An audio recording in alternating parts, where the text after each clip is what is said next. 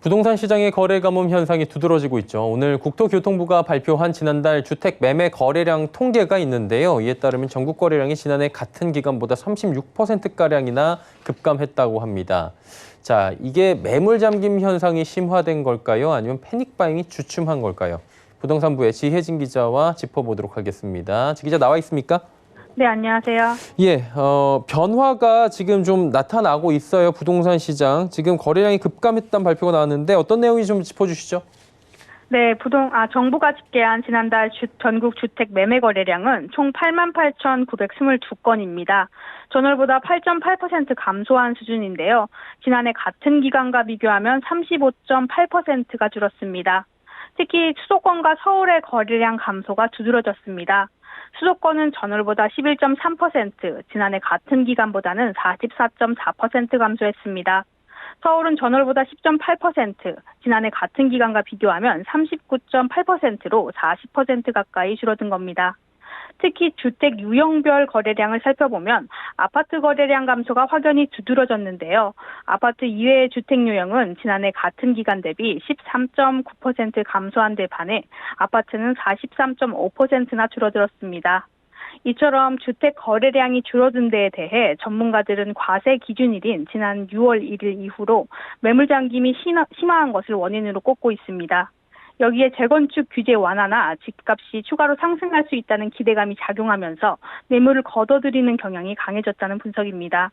실제로 재건축 예정단지가 몰려있는 강남 4구에서는 거래량이 급감한 걸 확인할 수 있었는데요.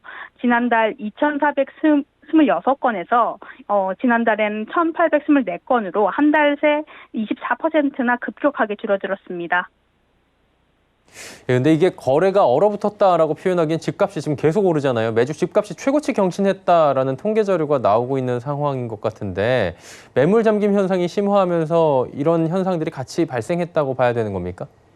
네, 말씀하셨듯 거래량은 쪼그라든 상황인데 집값은 여전히 강세인데요. 이달 26일 기준 한국부동산원 자료에 따르면 수도권 아파트 값은 전주에 비해 0.36% 올랐습니다. 이는 부동산원이 주간 통계를 작성한 2012년 5월 이후 최고 상승률입니다. 주택 중위 가격도 계속 오르는 상황입니다. 한국부동산원에 따르면 서울 아파트 중위 가격은 올해 6월 기준 8억 9,519만 원인데요. 지난해 8월 기준이 8억 5,300만 원이었던 점을 고려하면 1년도 채 안 되는 시간 동안 4천만 원 넘게 오른 셈입니다. 전문가들은 매물 잠김 현상으로 인해 집값뿐 아니라 전셋값도 오르는 상황이라고 진단합니다. 전셋값의 경우 청약 대기 수요 등으로 인해 오르고 집값을 걷어들인 매물 때문에 기존 주택 시장의 매물 잠김 현상이 심화하면서 한번 거래됐다 하면 신고가를 기록하는 일이 발생하는 겁니다. 예, 매매 시장 말고 이제 임대차 시장도 지금 뭐 문제가 많잖아요. 전월세 거래량은 어떤 상황입니다. 주택 임대차 신고제가 이달 1일부터 시행되면서 집계 범위가 좀 달라진 것으로 알고 있는데 이 부분은 어때요? 네, 전월세 거래량은 지난 5월까지는 확정일자 신고가 된 전월세 거래량만을 집계했는데요. 임대차 신고제가 이달 1일부터 시행되면서 기존 확정일자 신고 건수에 임대차 신고 건수까지 집계되면서 거래량이 증가했습니다. 지난달 전월세 거래량은 20만 547건으로 집계됐습니다.